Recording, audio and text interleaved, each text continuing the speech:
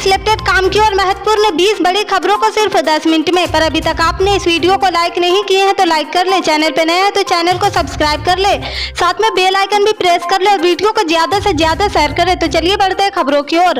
राष्ट्रीय जनता दल के सुप्रीमो और बिहार के पूर्व मुख्यमंत्री लालू प्रसाद को चारा घोटाले में बड़ी राहत मिली है। चारा घोटाले डोरंडा ट्रेजरी मामले में झारखंड हाईकोर्ट ने लालू प्रसाद को जमानत दे दी। इस मामले में लालू को 5 साल की सजा हुई थी। आधी सजा पूरी करने, उम्र अधिक होने और बीमारी का हवाला लालू के वकीलों की तरफ से दिया गया था, जिसके बाद झारखंड हाईकोर्ट ने लालू को जमानत दे दी। इससे पहले सुनवाई के दौरान लालू के वकील कपिल सिब्बल ने दावा किया था कि डोरंडा कोषागार से गबन के मामले में उन्हें मिली 5 वर्ष की कैद की सजा की आधी से अधिक अवधि पहले ही लालू यादव जेल में बिता चुके हैं, लिहाजा उन्हें जमानत दी जानी चाहिए। सिब्बल ने कहा कि उच्च न्यायालय द्वारा चारा घोटाले जमानत के लिए सजा की आधी अवधि पूरा कर लेने के नियम के हुए लालू यादव को जमानत दी जानी चाहिए।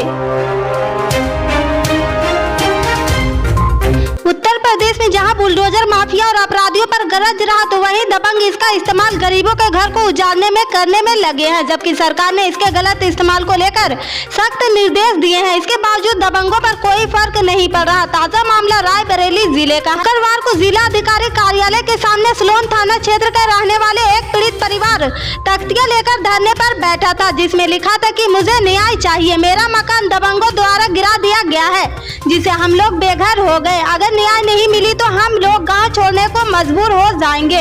पीड़ित परिवार का कहना है कि मेरा मकान गांव के कुछ मुस्लिम दबंग लोगों ने मेरे घर को जेसीबी से गिरा दिया है, जिसमें राजस्व विभाग की टीम और पुलिस की मिली भगत भी है। इस घटना के विषय में जब पुलिस से शिकायत की गई तो पुलिस ने कोई भी कार्रवाई अब तक नहीं की है।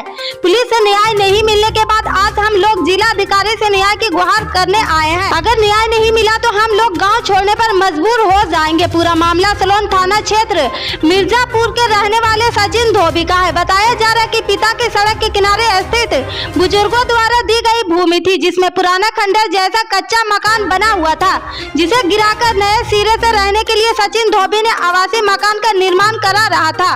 तभी गांव के प्रधानपति सऊद अहमद अपने साथियों के साथ आए और अपशब्दों का प्रयोग करने, जिसमें लेखपाल भी शामिल था।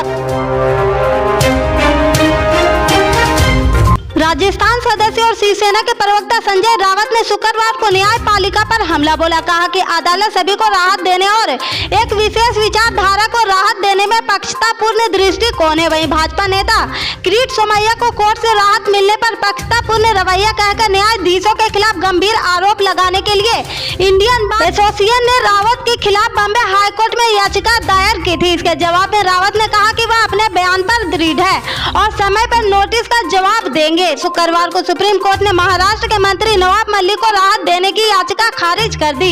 इस पर शिवसेना नेता संजय रावत ने कहा कि मुझे भी ऐसा ही अंजाम भुगतना होगा। केवल विशेष विचारधारा वाले लोग को राहत मिल रही है और यही इसे एक बड़ा घोटाला बनाता है। इंडियन बार काउंसिल की याचिका पर रावत ने कहा कि वह समय पर नोटिस का जवाब देंगे। दरअसल संजय रावत के खिलाफ जनहित याचिका इंडियन बार एसोसिएशन द्वारा दायर की गई थी, जिसमें कहा गया था कि शिवसेना नेता द्वारा बॉम्बे हाईकोर्ट के न्यायाधीशों के खिलाफ झूठे, निंदनीय और अमानवीयपूर्ण आरोप लगाए गए हैं।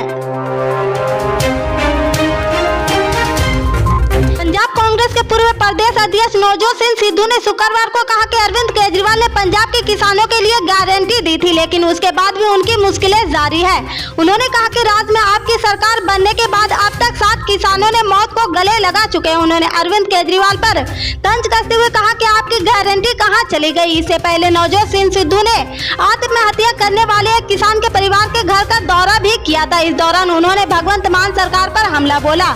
नवजोत सिंह सिद्धू ट्वीट कर कहा कि अरविंद केजरीवाल ने गारंटी दी थी कि हम यह सुनिश्चित करेंगे कि 1 अप्रैल के बाद कोई किसान आत्महत्या नहीं करेंगे। आप पार्टी के सरकार बनने के बाद भी अकेले बंडीटा जिले में 7 किसान आत्महत्या कर चुके। इस साल उपज 30% से कम होने के कारण परेशान किसान ने आत्महत्या की है।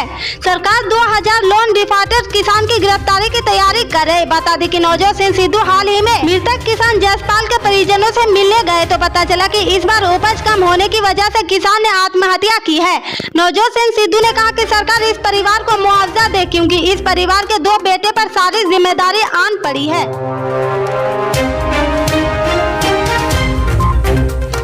राजस्थान सरकार का एक ताजा रोजा फरमान खासी सुर्खियों बटोर रहा। यह फरमान मुख्यमंत्री गहलोत की रोजा इफ्तार दावत से जुड़ा है।